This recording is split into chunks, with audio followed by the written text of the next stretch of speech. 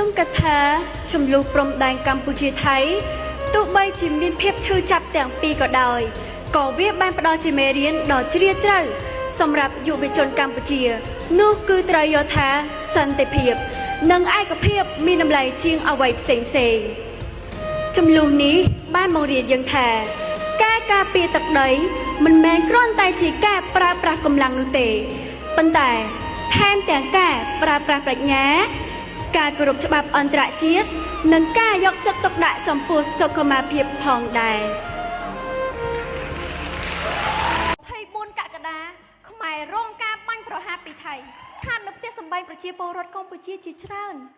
ហើយថៃបានបាញ់បំផ្លាញប្រាសាទព្រះវិហារដែលជាសម្បត្តិបេតិកភណ្ឌពិភពលោកដោយគ្មានញញើតឡើយរឿងរ៉ាវដែលយើងនឹកស្មានមិនដល់ភាគីថៃចូលមកចាប់វីរៈកងទ័ពកម្ពុជានៅក្នុងទឹកដីកម្ពុជាក្រោយបទឈប់បាញ់ចូលជាធរមានភ្លាមនៅថ្ងៃទី29ខែកក្កដាភាគីថៃប្រកុលវីរៈកងទ័ពកម្ពុជាត្រឹមតែ2រូបតែប៉ុណ្ណោះដោយឃើញសភាពគាត់ហើយនេះខ្ញុំពិតជាពិបាកទទួលយកខ្លាំងណាស់ខ្ញុំជូរីល្អហួរ